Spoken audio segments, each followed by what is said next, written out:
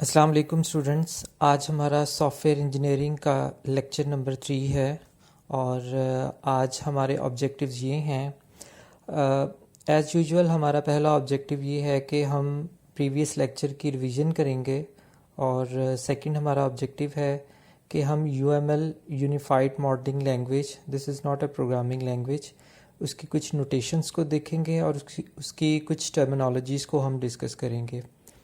Third हमारा objective है unified process model, जो कि हमारा एक फ्रेमवर्क है। इन दोनों में डिफरेंस है। यूनिफाइड प्रोसेस मॉडल हमारा एक फ्रेमवर्क है और ये हमारी एक मॉडलिंग की लैंग्वेज है।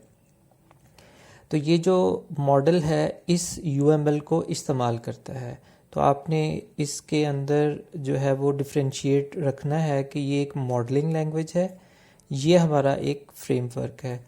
आल्दो के इसके जो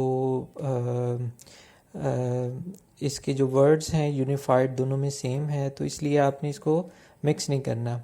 तो पहला ऑब्जेक्टिव हम देखते हैं जी। हमारे प्रीवियस लेक्चर में हमने क्या क्या डिस्कस किया था। प्रीवियस लेक्चर में हमने 4 प्रोसेस मॉडल्स डिस्कस किए थे।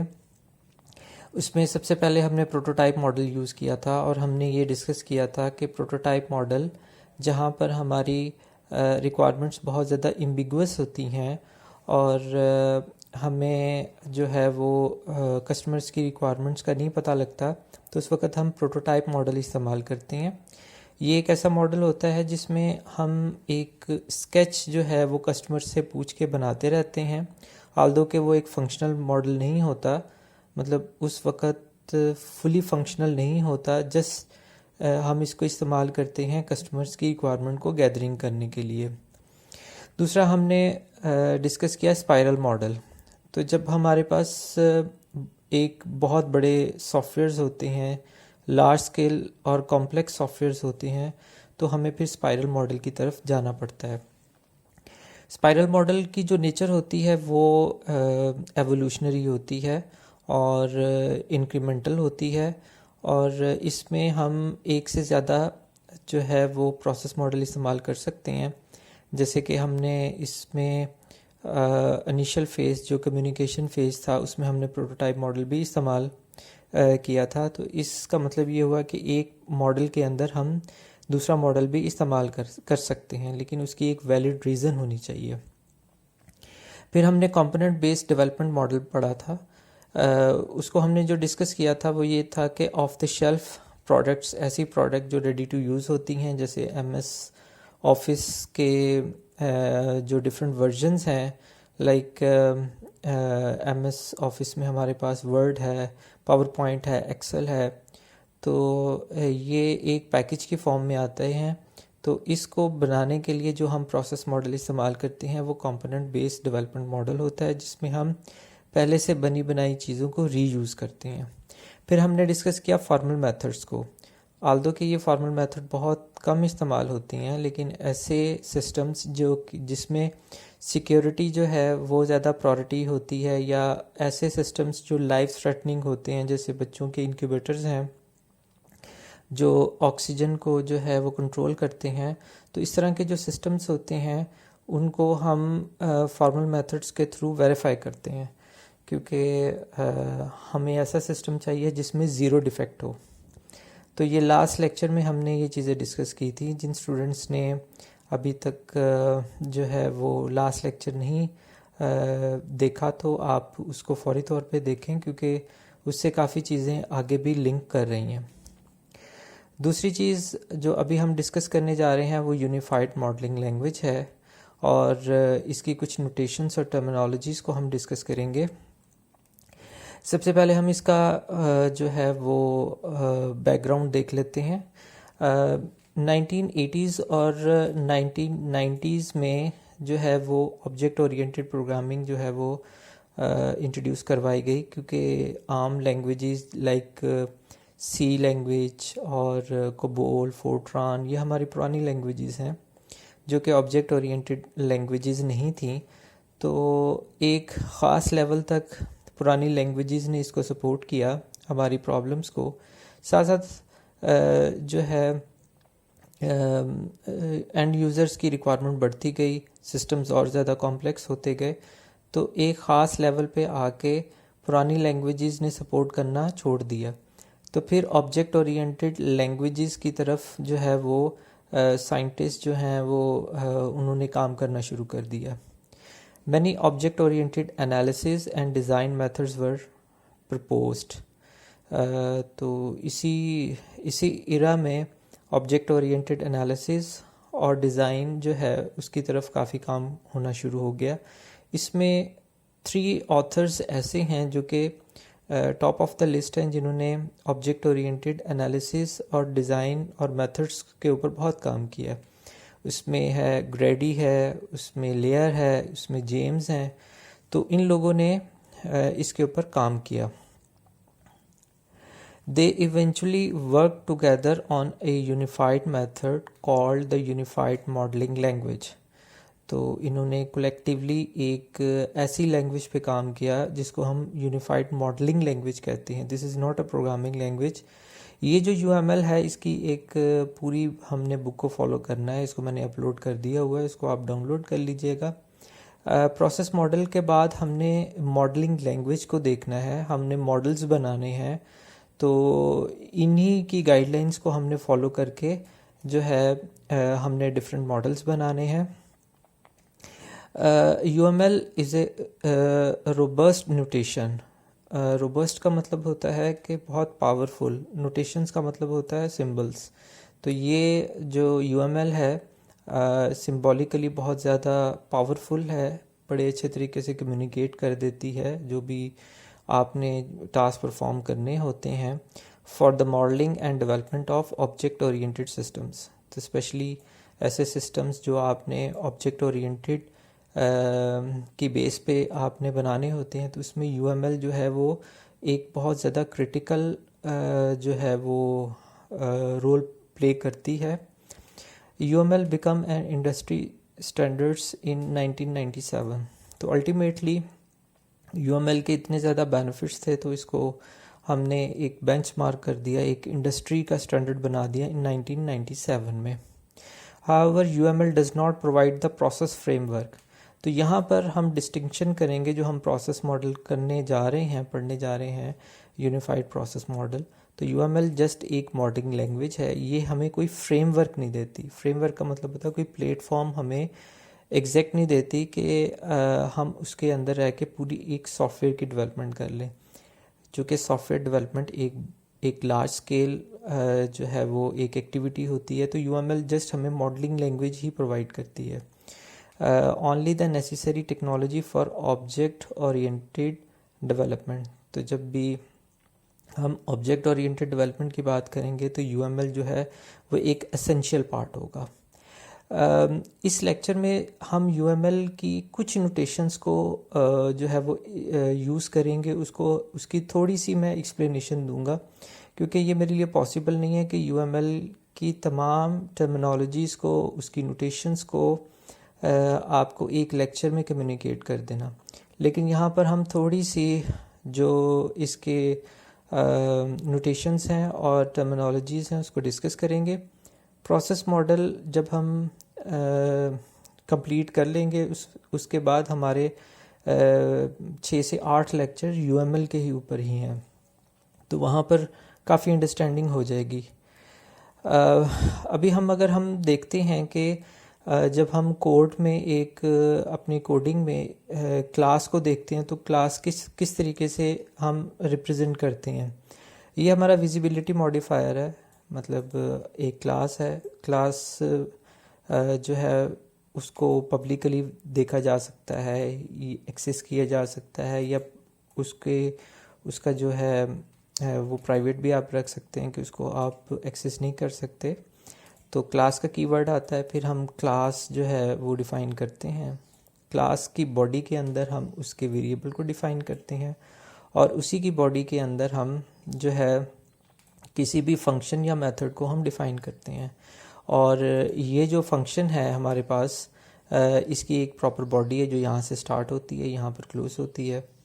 तो ये क्लास रिप्रेजेंटेशन है कोड की, जो ज़्यादातर स्टूडेंट्स ने अपने फंडामेंटल ऑफ प्रोग्रामिंग में इसको सीखा था।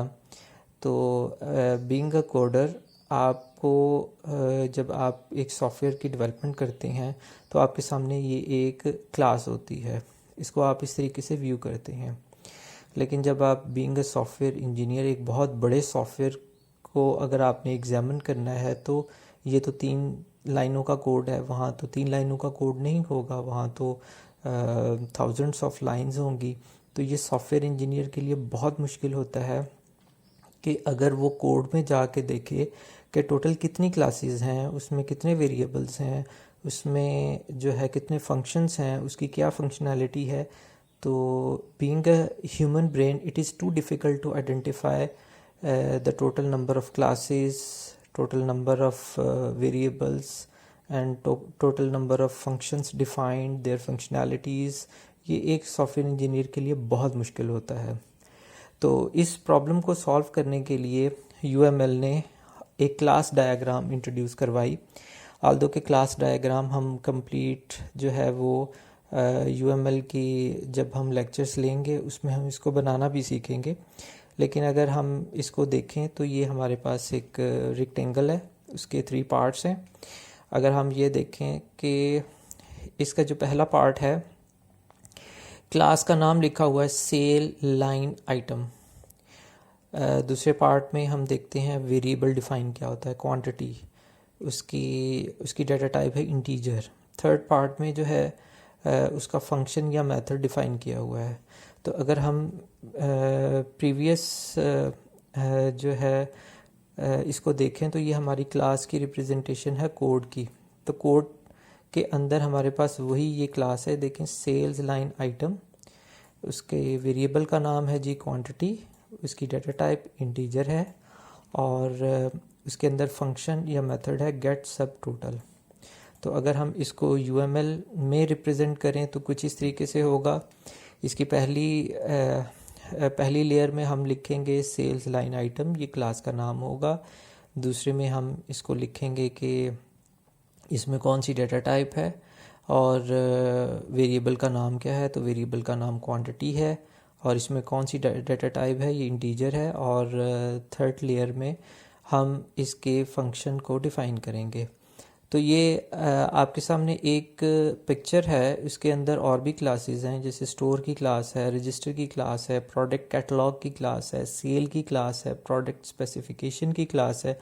उसके अंदर डिफरेंट वेरिएबल्स डिफ़ाइन हुए हैं। उसके अंदर आप अगर रजिस्टर की क्लास देखें तो उसमें 3 जो है वो फंक्शंस या मेथड डिफ़ाइन हुए हैं। तो एक सॉफ्टवेयर इंजीनियर के लिए ये बहुत आसान होता है कि UML की मदद से उसको एक पिक्चर एक ही पेज के ऊपर जो है वो अच्छे तरीके से अंडरस्टैंड कर लेता है कि इस सॉफ्टवेयर में टोटल कितनी क्लासेस हैं, उसमें कितने वेरिएबल्स डिफ़ाइन हुए हैं, उसमें कितने फंक्शंस डिफ़ाइन हुए हैं और एक क्लास की एसोसिएशन दूसरी क्लास के साथ कैसी है। तो ये हमारी UML की लैंग्वेज है जो कि हम अपने फर्दर लेक्चर्स में हम इसको डिस्कस करेंगे डिटेल से। इसके अलावा ये जैसे ही हमारे पास UML आ गई तो उसके बाद और भी 3 साइंटिस्ट थे, उन्होंने इसके ऊपर जो है इसकी डेवलपमेंट के ऊपर और ज़्यादा काम किया। इसी UML को यूनिफाइड मॉडलिंग लैंग्वेज को इस्तेमाल करते हुए एक फ्रेमवर्क डिफ़ाइन किया गया ऑब्जेक्ट ओरिएंटेड एनालिसिस के लिए।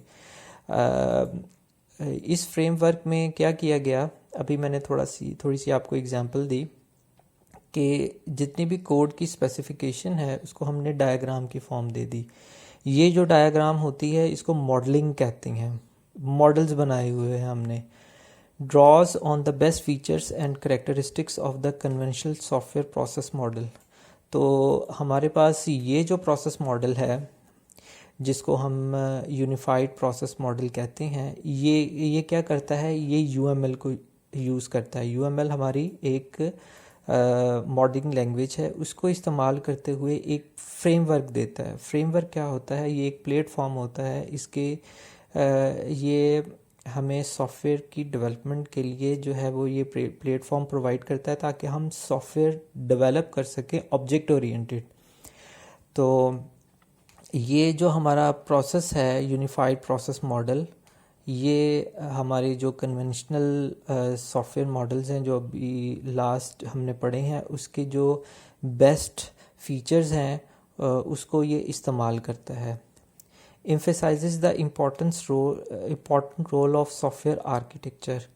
तो इसकी चूँकि ये बाकी चीज़ों को तो ये अच्छे तरीके से फॉलो करता है, लेकिन इसका जो एम्फेसाइज होता है इस मतलब ये प्रायोरिटी करता है, इसके अंदर ये जो स्ट्रेस करता है या एम्फेसाइज करता है वो सॉफ्टवेयर आर्किटेक्चर के ऊपर ज़्यादा एम्फेसाइज करता है। Consist of a process flow that is iterative and incremental, thereby providing an evolutionary feel।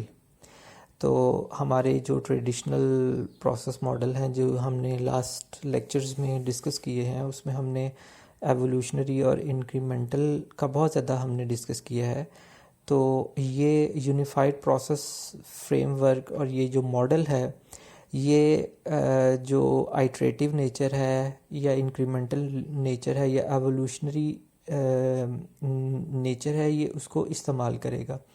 यानी कि जो हम प्रोसेस मॉडल पढ़ने जा रहे हैं वो क्या कर रहा है कि जो हमारे पास पहले से मौजूद हैं प्रोसेस मॉडल्स, जो ट्रेडिशनली हमने वाटरफॉल पढ़ा, इंक्रीमेंटल पढ़ा, प्रोटोटाइप पढ़ा, स्पाइरल पढ़ा और भी हमने जो है वो प्रोसेस मॉडल पढ़े, उनके जो बेस्ट करैक्टरिस्टिक्स हैं, बेस्ट अच्छी चीज़ें हैं वो इसको ये इस्तेमाल करेगा। और उसके अंदर एक नई चीज़ उन्होंने ऐड कर दी यूनिफाइड मॉडलिंग लैंग्वेज की। तो ये सारी चीज़ें मिला के एक यूनिफाइड प्रोसेस मॉडल बनाया गया ऐसे सॉफ्टवेयर्स के लिए जो कि ऑब्जेक्ट ओरिएंटेड एनालिसिस की बेस पे जो है वो बनाए जाएंगे। यूनिफाइड प्रोसेस मॉडल जो है कॉन्सिस्ट ऑफ 5 फेजेस, इसमें 5 फेजेस होते हैं। इंसेप्शन होती है, एलैबोरेशन होती है, कंस्ट्रक्शन, ट्रांजिशन एंड प्रोडक्शन। तो ये हमारे पास 5 जो है वो फेजेस हैं। इस डायग्राम से आपको काफ़ी अंडरस्टैंडिंग हो जाएगी। ये हमारे वही SDLC हैं, सॉफ्टवेयर डेवलपमेंट लाइफ साइकिल के हमारे जो है वही स्टेप्स हैं। कम्युनिकेशन हो रही है, प्लानिंग हो रही है, मॉडलिंग हो रही है, कंस्ट्रक्शन हो रही है, डिप्लॉयमेंट हो रही है। अब यूनिफाइड प्रोसेस ने क्या किया, इन दोनों स्टेप्स को मिला दिया, कम्युनिकेशन और प्लानिंग को, और इसका नाम उसने इंसेप्शन रख दिया। इंसेप्शन का मतलब होता है कि किसी चीज़ को का आगाज़ करना, कहाँ से ये चीज़ आगाज़ हो रही है, शुरू हो रही है। तो कम्युनिकेशन और प्लानिंग को मिला के उन्होंने इंसेप्शन का नाम दे दिया। प्लानिंग और मॉडलिंग को मिला के उन्होंने एलैबोरेशन का नाम दे दिया। एलैबोरेशन का मतलब है किसी चीज़ को एक्सप्लेन करना, उसके एनालिसिस में जाना। फिर कंस्ट्रक्शन और डिप्लॉयमेंट को जो है वो दोनों को मिला के एक फेज़ बना दिया जिसका नाम कहा ट्रांजिशन। और हमारी ये जो फाइनल प्रोडक्ट निकलेगी उसको हमने प्रोडक्शन का नाम दे दिया, जबकि ट्रेडिशनल मॉडल में इसको सॉफ्टवेयर इंक्रीमेंट भी बोलते हैं कि ये पहली इंक्रीमेंट है। इसको समझने के लिए कि ये इंक्रीमेंट क्या होती है, तो इंक्रीमेंटल मॉडल जो है वो आप जो हमारा लेक्चर नंबर 1 है उसके अंदर आप इंक्रीमेंटल मॉडल को आप अंडरस्टैंड कर सकते हैं। तो इंक्रीमेंट का मतलब है कि सॉफ्टवेयर का पहला वर्जन। अगर इसको समझना, अगर आपने आसान लैंग्वेज में समझना है तो ये हमारा सॉफ्टवेयर का पहला वर्जन है, इसको हमने प्रोडक्शन का नाम दे दिया। अब हर फेज़ को हम अलग अलग देखते हैं। तो सबसे पहला है जी इंसेप्शन फेज़। इंसेप्शन फेज़ क्या था, कम्युनिकेशन और प्लानिंग दोनों को मिला दिया और इसकी रिप्रेजेंटेशन जो है वो UML में कर दी, यूनिफाइड मॉडलिंग लैंग्वेज में। इनकम्पासिस का मतलब होता है इंक्लूड करना, both customers communication and planning activities of the generic process. तो ये हमारे पास जेनेरिक प्रोसेसेस हैं, जैसे कम्युनिकेशन है, प्लानिंग है, मॉडलिंग है, कंस्ट्रक्शन है, डेवलपमेंट है। ये हमारे जो हैं वो जेनेरिक प्रोसेसेस हैं। तो इंसेप्शन फेज़ ने क्या किया, इंसेप्शन फेज़ ने ये किया कि इन दोनों को मिला दिया। Business requirements for the customers are identified. तो जब कम्युनिकेशन आप एंड यूज़र से करेंगे तो हमें बिज़नेस की रिक्वायरमेंट्स पता लग जाएंगी कि आपका एंड यूज़र उसकी क्या क्या रिक्वायरमेंट्स हैं, वो कौन कौन सी फंक्शनैलिटी अपने सॉफ्टवेयर में जो है वो एक्वायर करना चाहता है। तो ये इस फेज़ में हमें पता लग जाता है। ए rough architecture for the system is proposed. तो इस इनिशियल फेज़ में एक रफ़ आर्किटेक्चर जो है वो हम प्रपोज कर लेते हैं कि एक्चुअल हमारे सॉफ्टवेयर में टोटल कितने फंक्शंस होने चाहिए। हमारे पास जो है एक सॉफ्टवेयर जो है उसमें कितने मॉड्यूल्स होंगे, और उसको जो है हम इनिशियली जो है वो प्रपोज कर देते हैं। फिर नेक्स्ट है a plan is created for an incremental iterative development. तो कम्युनिकेशन फ़ेज़ और प्लानिंग फ़ेज़ चूँकि हमने इसको मिला के हमने इंसेप्शन फ़ेज़ रखा है, तो इसी फेज़ में हम आइडेंटिफाई कर लेते हैं कि हमारे पास लेट्स सपोज अगर 10 फंक्शनैलिटीज़ हैं, तो हम कितनी इंक्रीमेंट्स में, कितने वर्जन्स में ये इनिशियली तौर पे 10 फंक्शनैलिटीज़ देंगे। फॉर एग्ज़ाम्पल हम ये समझते हैं कि इन 10 फंक्शनैलिटीज़ में से 6 ऐसी फंक्शनैलिटीज़ हैं जो कि कोर फंक्शनैलिटीज़ हैं। तो हम क्या करेंगे, फर्स्ट वर्जन या फर्स्ट इंक्रीमेंट या फर्स्ट आइट्रेशन में हम ये 6 फंक्शनैलिटीज़ को हम डिलीवर कर देंगे। डिलीवर कहाँ पर होगा, इस रिलीज़ में होगा जिसको हम प्रोडक्शन कहते हैं। तो जब फर्स्ट 6 हम डिलीवर कर लेंगे तो हमारे पास 4 फंक्शनैलिटीज़ रह जाएंगी। तो हम ये चाहेंगे कि 4 फंक्शनैलिटीज़ नेक्स्ट आइट्रेशन में जो है या नेक्स्ट इंक्रीमेंट में जो है वो हम प्रोवाइड कर दें। तो इस चीज़ का कहाँ पर फैसला किया जा रहा है, इस फेज़ में, इंसेप्शन फेज़ में जो है वो डिसाइड किया जा रहा है। लेकिन अभी ये इनिशियल फेज़ है। Fundamental business requirements are describe through preliminary use cases. अब एक ये नई टर्मिनोलॉजी आ गई है, यूज़ केस। हम फर्दर लेक्चर्स में प्रॉपर यूज़ केस को जो है वो अंडरस्टैंड भी करेंगे और यूज़ केस बनाएंगे भी। तो यूज़ केसेस एक स्टोरी होती है जो कि एक एनालिस्ट बैठ के लिखता है कि टोटल कितने प्रोसेसेस हैं। यहाँ पर एक टिपिकल एग्जांपल मैं कोट करूँगा, वहाँ से आपको समझ आ जाएगी। अगर मैं यूनिवर्सिटी की एग्जांपल लूँ तो यूनिवर्सिटी में क्या होता है, स्टूडेंट्स जो हैं वो सबसे पहले एडमिशन फॉर्म लेते हैं, उसको फिल करते हैं। अगर उन्होंने यूनिवर्सिटी ऑफ साहिवाल में एडमिशन लेना है तो वो क्या करेंगे, एडमिशन फॉर्म लेंगे, उसको फिल करेंगे, साथ डॉक्यूमेंट्स को अटैच करेंगे, वो एक पूरी फ़ाइल बना के एडमिशन ऑफिस में वो दे देंगे। एडमिशन ऑफिस में कोई रिप्रेजेंटेटिव होगा, वो फ़ाइल लेगा। फ़ाइल लेने के बाद उसको प्रोसेस किया जाएगा, वो किसी दूसरी स्टेज में जाएगा, वेरिफिकेशन की फ़ेज़ में जाएगा या मेरिट लिस्ट वाली फ़ेज़ में जाएगा। अगर उसका एडमिशन हो जाता है तो उसके अगेंस्ट अकाउंट्स वाले एक वाउचर क्रिएट करके देंगे। तो वो जो वाउचर है उसके अगेंस्ट स्टूडेंट जो है वो अपनी फ़ीस डिपॉजिट करवाएगा। उसके बाद फिर उसका स्टूडेंट कार्ड बनेगा, फिर फर्दर प्रोसेसेस होंगे। तो ये एक स्टोरी मैं आपको सुना रहा हूँ। ये स्टोरी कौन सी है, जिसमें सारे प्रोसेसेस जो है वो डिस्क्राइब किए गए हैं। तो ये जो मैं स्टोरी आपको सुना रहा हूँ, अगर मैं इसको स्टेप बाय स्टेप करके अगर मैं इसको इन राइटिंग फॉर्म में ले आता हूँ तो उसको क्या कहेंगे, यूज़ केस कहेंगे। तो यूज़ केस जो है उसको डिटेल से हम नेक्स्ट लेक्चर्स में देखेंगे, एक यूज़ केस बनाएंगे। फिर स्टूडेंट्स अपने बिजनेस लॉजिक के तहत और भी यूज़ केसेस बनाएंगे। A use case describes a sequence of action that are perform by a user. तो एक एंड यूज़र वो है जो कि ये सारे टास्क परफॉर्म करेगा, और इस यूज़ केस के थ्रू ही हमें फंडामेंटल बिजनेस रिक्वायरमेंट्स के बिज़नेस की जो बेसिक रिक्वायरमेंट्स हैं वहीं से पता लगेंगी। जैसे मैंने अभी यूनिवर्सिटी की स्टोरी बताई, तो यूनिवर्सिटी की स्टोरी में आपको रिक्वायरमेंट्स का पता लगता जा रहा है कि फॉर्म कैसे लिए जा रहे हैं, उसको कैसे प्रोसेस किया जा रहा है।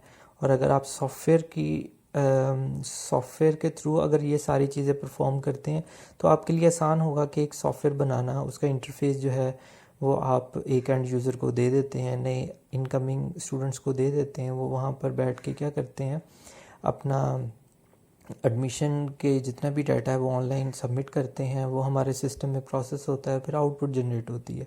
तो वही प्रोसेस जो मैनुअली हो रहा था वही प्रोसेस आपने सॉफ्टवेयर के थ्रू कर दिया। और ये सारी चीज़ें कहाँ कैसे पता लगी आपको? यूज़ केस के थ्रू पता लगी। यूज़ केस क्या है? आपकी एक स्टोरी है। ये स्टोरी अभी मैंने आपको जो है वो बताई है कि जी इस स्टोरी में क्या क्या चीज़ें होती हैं, तो इसको हम यूज़ केस बोलते हैं। दूसरा फेज़ हमारे पास आ जाता है एलाबोरेशन का फेज़। तो एलाबोरेशन का फेज़ इंसेप्शन के फेज़ के बाद आता है।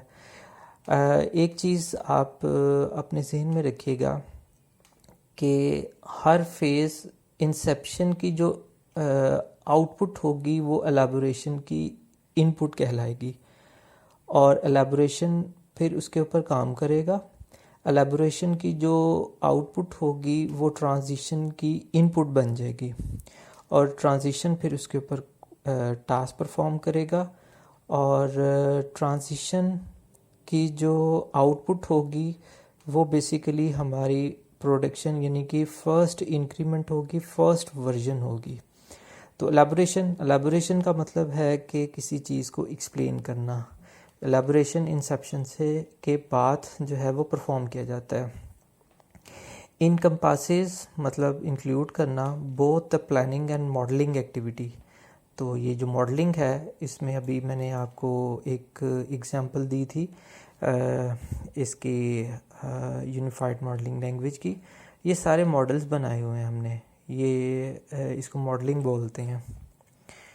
तो हमारे पास एलाबोरेशन फेज़ में क्या होता है कि प्लानिंग के साथ साथ हम मॉडलिंग की एक्टिविटी जो है वो परफॉर्म करते हैं। Refines and expand the preliminary use cases. तो यूज़ केसेस हमारी जो स्टोरी है उसको हम मज़ीद रिफ़ाइन करते हैं। किस फेज़ में करते हैं? एलाबोरेशन फेज़ में करते हैं। एलाबोरेशन फेज़ क्या होती है? जिसमें हम एनालिसिस करते हैं, मॉडलिंग करते हैं। Expand the architecture representation to include the 5 views. तो हमारे पास यहाँ पर हम 5 व्यूज़ बनाते हैं। अब ये जितने 5 व्यूज़ हैं, जैसे यूज़ केस मॉडल है, एनालिसिस मॉडल है, डिज़ाइन मॉडल है, इम्प्लीमेंटेशन मॉडल है, डिप्लॉयमेंट मॉडल है, तो मैं इस लेक्चर में इतने अच्छे तरीके से एक्सप्लेन तो नहीं कर पाऊँगा, लेकिन जो हमारे UML के लेक्चर्स आ रहे हैं उसमें हम प्रॉपर यूज़ केस मॉडल्स बनाएंगे, एनालिसिस मॉडल बनाएंगे, वहाँ जाके ये चीज़ें काफ़ी क्लियर हो जाएंगी। तो अभी सिर्फ अंडरस्टैंडिंग के पॉइंट ऑफ व्यू से के एलाबोरेशन फेज़ में ये मॉडल्स बनते हैं, और UML में जाके हम ये मॉडल्स बनाएंगे। तो एलाबोरेशन फेज़ जो है उसमें हम प्लानिंग और मॉडलिंग की एक्टिविटी को कंबाइन करके जो है वो टास्क परफॉर्म करते हैं। Often results in an executable architecture baseline that represents a first cut executable system. यहाँ पर बेसलाइन का वर्ड इस्तेमाल किया गया है। बेसलाइन का मतलब ये होता है कि एक ऐसी हमारे पास बेसलाइन या एक ऐसी हमारे पास फाउंडेशन जिसकी बेस पे हमारे सिस्टम ने बनना है, एग्जीक्यूट करना है, कंस्ट्रक्ट होना है। तो एलैबोरेशन फेज़ में हमारे पास एक प्लेटफॉर्म आ जाता है, एक बेसलाइन आ जाती है। इसके बाद हमारे लिए आसान होता है अपने सॉफ्टवेयर की डेवलपमेंट करना। The baseline demonstrates the viability of the architecture but does not provide all the features and functions required to use the system। चूँकि ये एक बेसलाइन होती है और इस बेसलाइन में सारी चीज़ें तो नहीं होती, लेकिन इतनी चीज़ें होती हैं कि यहाँ से आप चीज़ें आगे बनाना शुरू कर देते हैं। जैसे एक घर को बनाना है तो उसकी हम बुनियादें रखते हैं, फिर उसकी दीवारें खड़ी करते हैं, फिर हम उसकी जो है उसके ऊपर जो है वो उसकी छत भी डालते हैं जिसको लेंटर बोलते हैं। तो ये बेसिकली एक आर्किटेक्चर है। तो सिर्फ दीवारें बना लेना या उसकी छत वगैरह बना लेना it is not enough. Obviously baseline तो वो प्रोवाइड कर देता है, लेकिन सारी फंक्शनैलिटीज़ प्रोवाइड नहीं करता। सारी फंक्शनैलिटीज़ को प्रोवाइड करने के लिए फिर हमें क्या करना पड़ता है कि अगले फ़ेज़ में हमें मूव करना पड़ता है, जिसको हम कहते हैं कंस्ट्रक्शन फ़ेज़। और अगर हम कंस्ट्रक्शन फ़ेज़ में देखें तो यहाँ पर हमारी कोडिंग होती है। एक और चीज़ मैं आपको यहाँ पर एक्सप्लेन कर दूँ कि ये मॉडलिंग एक्टिविटी है। मॉडलिंग एक्टिविटी में ये जो एनालिस्ट होता है वो डिसाइड करता है कि सॉफ्टवेयर की कितनी क्लासेस होंगी, उनके नेम्स क्या होंगे, उनके वेरिएबल्स के नाम क्या होंगे, उनके फंक्शंस के नाम क्या होंगे। It is not the duty of a programmer और coder to identify the number of classes and names the classes, variables and functions. तो कोडर की ये रिस्पॉन्सिबिलिटी नहीं है कि वो क्लासेस को आइडेंटिफाई करे कि टोटल कितनी क्लासेस होंगी, कितने वेरिएबल्स होंगे, उनके नाम क्या होंगे। ये सारी की सारी रिस्पॉन्सिबिलिटी एनालिस्ट की होती है। ये इस तरह की डायग्राम जो है वो मूव फॉरवर्ड की जाती है प्रोग्रामर की तरफ। ये एक स्टूडेंट्स में एक परसेप्शन डेवलप है कि जी सॉफ्टवेयर इंजीनियरिंग का मतलब होता है कि coding is a part of software engineering, और जो कोडिंग है वो 20% पार्ट होती है एक पूरे सॉफ्टवेयर डेवलपमेंट में। तो ज़्यादातर काम जो है वो एनालिसिस में होता है। कोडिंग वाले को यानी कि प्रोग्रामर को बनी हुई क्लासेस मिल जाती हैं, अब उसने उसको इम्प्लीमेंट करना होता है। तो कंस्ट्रक्शन फेज़ में हम कोडिंग करेंगे, टेस्टिंग करेंगे और डिप्लॉयमेंट का मतलब है कि कस्टमर एंड पे जाके आपने उसकी इंस्टॉलेशन करनी है। Encompasses the construction activity of the generic process, uses the architectural model from the elaboration phase as input, यानी कि एलाबोरेशन फेज से जो भी हमारे पास आउटपुट आई, जो भी हमारे पास आर्किटेक्चर आया, उसने क्या करना है कि वो कंस्ट्रक्शन फेज़, ये जो हमारा ट्रांजिशन फेज़ है, ये उसकी इनपुट बन जाएगा। डेवलपर्स आर एक्वायर्स, अब यहाँ पर दो चीज़ें हैं, डेवलपर्स आर एक्वायर्स। आप सॉफ्टवेयर दो तरीक़ों से बना सकते हैं, इन हाउस बनवा सकते हैं या आप आउटसोर्स कर सकते हैं। इन हाउस डेवलपमेंट का मतलब है कि आप प्रोग्रामर्स को अपनी कंपनी में एम्प्लॉय करते हैं और वो आपकी कंपनी के लिए काम करते हैं, या दूसरी है कि जी आप आउटसोर्सिंग करते हैं, आप किसी सॉफ्टवेयर हाउस से बनवाते हैं। तो एनालिसिस डेवलपर्स और acquires the software components that make each use case operational। तो यहाँ पर फिर यूज़ केस की बात आ गई कि जितनी भी हमने एलाबोरेशन फेज़ में क्लासेस आइडेंटिफाई की थी, हमारे पास कितने फंक्शंस होंगे, कितने वेरिएबल्स होंगे, वो सारे जो है वो फॉरवर्ड कर दिए जाते हैं एक डेवलपर को, एक कोडर को।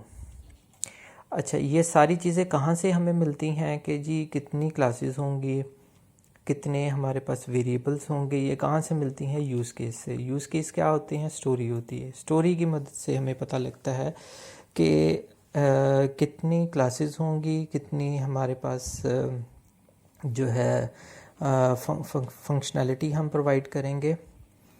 Analysis and design model from the previous phase are completed to reflect the final version of the increment। तो ये जो elaboration phase है, चूँकि ये baseline provide कर रहा है, इसमें सारी functionalities नहीं होती, ज़्यादातर होती हैं, लेकिन जब वो transition phase में चला जाता है तो in fact वो सारी चीज़ें जो है, जो उसमें जो भी चीज़ें मिसिंग थी, यहाँ पर वो complete करके जो है वो एक फाइनल वर्जन के लिए जो है वो रेडी हो जाता है।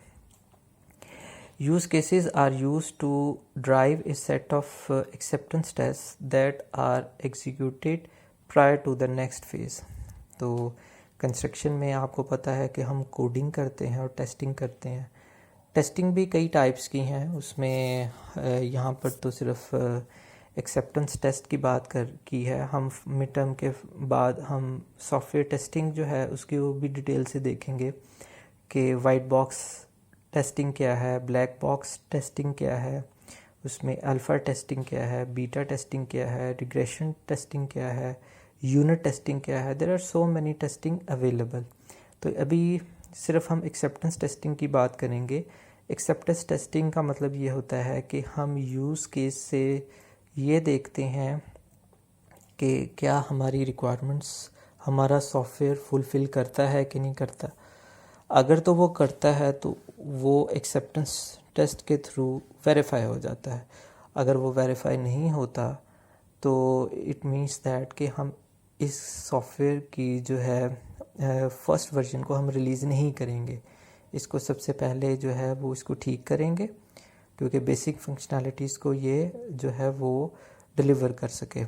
इसकी एग्जांपल मैं ये ले सकता हूँ कि अगर हम यूनिवर्सिटी के एडमिशन का सॉफ्टवेयर बना रहे हैं और आपका सॉफ्टवेयर जो है वो मेरिट लिस्टें ऑनलाइन जनरेट नहीं कर पा रहा, तो उसका एक्सेप्टेंस टेस्ट जो है वो फेल हो जाएगा, क्योंकि हमारी बिज़नेस की रिक्वायरमेंट है इस सूरत में कि आपका सॉफ्टवेयर एंड यूज़र से डाटा ले और उसकी मेरिट की लिस्टें भी जनरेट करे। और अगर वो जनरेट नहीं करता तो इसका मतलब है वो हमारी बिज़नेस की रिक्वायरमेंट को फुलफ़िल नहीं कर पा रहा। तो ये हमारा कंस्ट्रक्शन फ़ेज़ हो गया। फिर हमारा ट्रांजिशन फ़ेज़ है। ट्रांजिशन फ़ेज़ जो है ये कंस्ट्रक्शन और ट्रांजिशन में जो है, चूँकि construction is a part of transition phase, encompasses the last part of the construction activity and the first part of the deployment activity of the generic process. Construction में हम क्या कर रहे हैं, सिर्फ और सिर्फ कोडिंग और टेस्टिंग कर रहे हैं, लेकिन ट्रांजिशन फेज़ में इन दोनों को मिलाया जा रहा है, कंस्ट्रक्शन और डिप्लॉयमेंट को। डिप्लॉयमेंट क्या है कि हम अपने सॉफ्टवेयर को एक्चुअली डिप्लॉय कर रहे हैं, हम इंस्टॉल कर रहे हैं। Software is often to end user for beta testing. अब दो किस्म की और टेस्टिंग आ गई, एक अल्फ़ा टेस्टिंग होती है। अल्फ़ा टेस्टिंग वो होती है जो डेवलपर्स खुद करते हैं। बीटा टेस्टिंग वो होती है जो हम एंड यूज़र को दे देते हैं और उसको कहते हैं कि जी आप इस सिस्टम को आप इस्तेमाल करें, अगर कोई प्रॉब्लम आती है तो हमें फ़ीडबैक दें और हमें बताएं कि कौन कौन सा इसमें डिफ़ेक्ट है या एरर है, ताकि हम उसको चेंज करके आपको वापस करें। The software team create the necessary support documentation. जैसे सॉफ्टवेयर टीम जो है वो इम्पॉर्टेंट डॉक्यूमेंट्स को भी जनरेट करती है, जैसे यूज़र मैनुअल। अगर आप कोई चीज़ लेते हैं तो आपके साथ एक यूज़र मैनुअल होता है, तो आपने जो सॉफ्टवेयर बनाना है उसके साथ भी यूज़र मैनुअल होगा। यूज़र मैनुअल वो होता है जिसमें आप बता रहे होते हैं कि ये इस सॉफ्टवेयर को कैसे इस्तेमाल किया जा सकता है, उसकी कौन कौन सी फंक्शनैलिटीज़ हैं। ट्रबल शूटिंग का मतलब ये होता है कि अगर सॉफ्टवेयर में एरर आ जाता है या प्रॉब्लम आ जाती है तो आप उसको कैसे ओवरकम कर सकते हैं। इसके अलावा इंस्टॉलेशन गाइडलाइंस हैं कि आपने अगर टिपिकल किसी वर्जन के ऊपर आपने इसको इंस्टॉल करना है, क्योंकि सॉफ्टवेयर फॉर एग्ज़ाम्पल एक सॉफ्टवेयर है उसको आपने विंडो 10 के ऊपर अगर आपने बनाया है तो ये ज़रूरी नहीं कि वो विंडो एक्सपी पे भी चले। तो आप अपनी इंस्ट्रक्शंस के थ्रू गाइड करेंगे कि इसकी जो इंस्टॉलेशन है प्रीवियस वर्जन्स के जो ऑपरेटिंग सिस्टम है विंडोज़ के उसके ऊपर चलेगा, अगर चलेगा तो क्या क्या फॉर्म इसमें होगी। At the conclusion of this phase, the software increment becomes a usable software release. तो जब आप ये सारे टास्क परफॉर्म कर लेते हैं तो हम इस सॉफ्टवेयर की पहली रिलीज़ करते हैं, मतलब पहला जो वर्जन है वो हम डिलीवर करते हैं। It does not mean that कि सॉफ्टवेयर आपका जो है वो कंप्लीट हो गया है। सॉफ्टवेयर आपका कंप्लीट नहीं हुआ, आपने और भी इंक्रीमेंट्स देनी है। अभी तो 10 रिक्वायरमेंट्स फॉर एग्जांपल आपने गैदर की हैं, उसमें से 6 आपने डिलीवर कर दी हैं, तो 4 के ऊपर आपने काम करना है। नेक्स्ट रिलीज़ में आप 4 फंक्शनैलिटीज़ के ऊपर काम करेंगे। उसमें अगर कोई एरर आता है तो फिर आप एक और वर्जन डिलीवर करेंगे। इन द मीनवाइल यूज़र अगर किसी नई फंक्शनैलिटी को एक्वायर करता है तो वो भी आप इसमें इनकॉर्पोरेट करेंगे। लास्ट एक्टिविटी हमारी आ जाती है प्रोडक्शन फ़ेज़ की। प्रोडक्शन फ़ेज़ का मतलब है कि आपने पहली इंक्रीमेंट को रिलीज़ करना है। encompasses the last part of the deployment activity of the generic process। तो ये हमारी आखिरी जो है वो एक्टिविटी है। पहली इंसेप्शन थी, एलैबोरेशन थी, ट्रांजिशन थी, फिर प्रोडक्शन थी। Ongoing use of software is monitored. तो यहाँ पर मॉनिटरिंग प्रोसेस आना शुरू हो जाता है। किस चीज़ की मॉनिटरिंग कर रहे हैं कि जो हमने फंक्शनैलिटी अपने सॉफ्टवेयर में दी है क्या वो सही चल रही है। अगर कोई एरर आ रहा है या कोई बग आ रहा है तो वो फौरी तौर पे हम उसको फिक्स करेंगे। Support for the operating environment यानी इंफ्रास्ट्रक्चर इज़ प्रोवाइडेड। तो जैसे आप कोई प्रोडक्ट मार्केट से परचेज़ करते हैं तो उसकी अगर कोई प्रॉब्लम आ जाती है तो उनका एक सपोर्टिंग स्टाफ होता है, एक सपोर्टिंग सिस्टम होता है। उसके तहत फिर आपको गाइडलाइन दी जाती है कि इस प्रोडक्ट को आप इस तरीके से इस्तेमाल कर सकते हैं। Defects reports and request for changes are submitted and evaluated. तो जितने हमारे पास डिफेक्ट्स आते हैं या एरर्स आते हैं उसको रिपोर्ट किया जाता है, फिर उसको करेक्ट भी किया जाता है साथ साथ। ये नहीं है कि उसकी सिर्फ रिपोर्ट ही अपने पास रखी जाती है। तो स्टूडेंट्स, ये आज हमारा यूनिफाइड प्रोसेस मॉडल था जिसमें हमने यूनिफाइड मॉडलिंग लैंग्वेज को इस्तेमाल किया ताकि इस ऑब्जेक्ट ओरिएंटेड फीचर्स जो हैं वो इसमें इंक्लूड किए जा सकें। और हमने क्या किया, इस प्रोसेस मॉडल ने जो ट्रेडिशनल जो हमारे पास प्रोसेसेस हैं जैसे कम्युनिकेशन है, प्लानिंग है, मॉडलिंग है, कंस्ट्रक्शन है, डिप्लॉयमेंट है, इसको इस्तेमाल करते हुए हमने इसमें यूनिफाइड मॉडलिंग लैंग्वेज को की पावर को भी इस्तेमाल किया और हमने एक नया प्रोसेस मॉडल जो है वो इंट्रोड्यूस करवाया। होपफुली इन स्लाइड्स की मदद से आपको इस प्रोसेस मॉडल की समझ आ गई होगी। टेक केयर, अल्लाह हाफिज़।